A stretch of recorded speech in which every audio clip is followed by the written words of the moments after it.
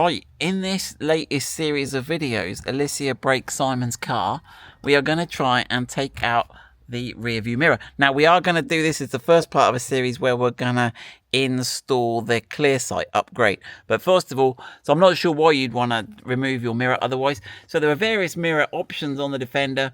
The basic one is just the mirror like we've got in the Stig. It is auto dimming though, so when you get bright cars behind you, it does dim.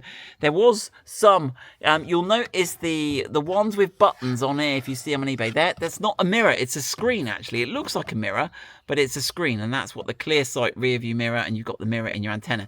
Anyway, enough waffling. Right, how are we going to do this, Alicia?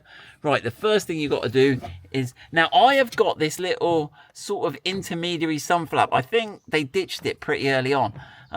So if you've got that, you've got to do this first bit. So some little plastic caps.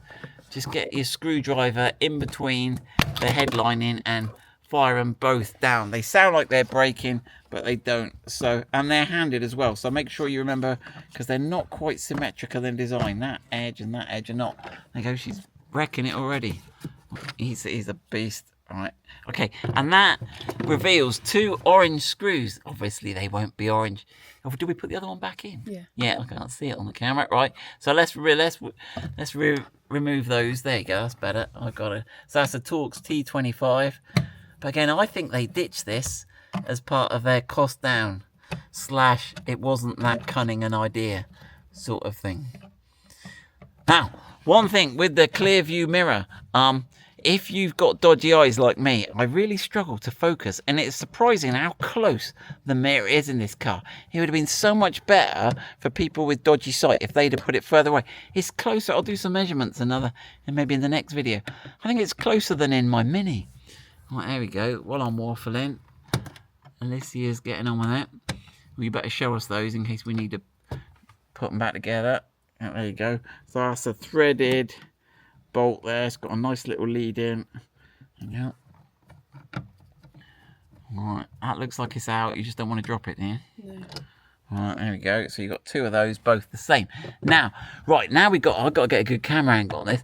Right, you can just pull that out, but it's still got clips on now, hasn't it, Alicia? But you can just sort of rip it out a bit, but it takes a bit of ripping. There you go. But the clips are there obviously to hold it in place. Where's my camera pointing? There you go. To hold it in place. Right, get that out of the way, Alicia. Right, so now we're on to this little... Now this is formed with two shells, one on each side, and you've got to like pull them up. Recording stop. I'm still going. Right, so you've got to prise those apart, Alicia. Now, how did we do it? Did we just get in there? Did we just move the mirror and get in? I think you can just get in with hand. That's it. Look at that. So that's the one out, and then the other one should almost fall off then. So just show us how they clip together to form a shell. So they got some little plastic clips. How do they go? Right then. Okay, and that is really neat. It just forms a little clip, and when you put them back on, you line everything up and they snap together with a reassuring snap. It's a nice bit of plastic design, huh? Right, then right, we've got the mirror now, so it's all exposed. Now this is actually dead easy. Right then, Alicia, right then. So you're twisting the whole mount anti-clockwise. Twist it, there you go. Right, and that drops out, but careful because it is on a wire. So there's a little pressy in bit on the connector around the side. Right, let me just show you that on the connector. So you've got to press that little tab in there, and that will release your rear view mirror. So there's the light sensor on the back there. That's that there. And that is the... Right, let's go on the bench and compare that to a Clearsight mirror, shall we? You join us on the glass table. So, right, so let's have a look at the front. So you probably get a reflection of Alicia now. Look. Right, so the lower one, you can see is much more curved in shape, is the standard mirror. This one on top is actually a screen, and you can activate the screen by doing this here, and that turns the screen on and off. Now, if you're looking for them on eBay, and I picked one up cheap, it's a bit of a giveaway because it's got the buttons underneath where you can adjust the brightness and zoom in. But there you go. So I'll just spin those around so you can see those. But you can see the mount's the same, and you can actually see the two connectors are the same. The electrical connectors are the same.